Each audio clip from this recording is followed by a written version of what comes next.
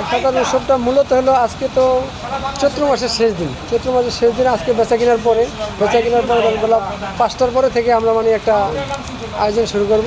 আগের মতো হয়তো ওই রকম হয় না, কিছুটা ব্যবসায়ী তো ঘাটতি আছে, আগের মতো এরকম হয় না।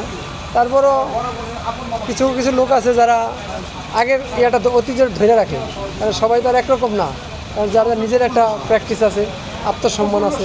বৈশাখের 1 তারিখে এটা প্রত্যেক বছরই হবে, সেটা যেভাবেই হোক, ভালো হোক খারাপ হোক, মানে সবাই এখানে যে পান সমিতি আছে একসাথে প্রতি পয়লা বৈশাখে একসাথে উৎসবটা, কেউ হালখাতার পরে আসে, কেউ কেউ সময় নেয়, এইভাবে চলছে। হ্যাঁ অবশ্যই সেটা তো হবে, মিষ্টি উৎসব তো হবে।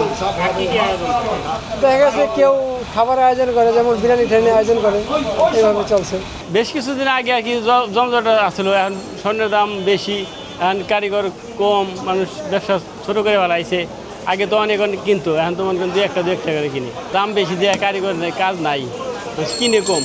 আমরা মনে করেন যে আগে তো বেচতাম 60-70 হাজার টাকা বেচতাম, এখন তো মনে করেন যে অত হয় না, এখন কম হয়, কিন্তু আমাকে মালগুলো তো থাকে যায়, আমরা তো প্রতি বছরই আসতে হয়, আমাকে নিয়ে আসুন লাগে। সরকারি বাজারে এই জায়গায় মানুষ নেয়, আবার এখন এলাম 2-1 দিন আগে দোকান দিছি, তো ওইটা এলাম বাইরে মানুষ আসে কেনাকাটা করবে লেগে, স্বর্ণ ব্যবসায়ী এলারা, তখন তারা 2-1 করে কিনে নিয়ে যায়। এখানে 15 তারিখ হয়, আর 14 তারিখ হলাম সরকারি হিসাবে, আমরা সরকারি হিসেবে পালন করি 14 তারিখে, আর সরকারি বাজারে এলাম মনে করেন যে জাতীয় বাজারের দিকে এলাম 15 তারিখে এরা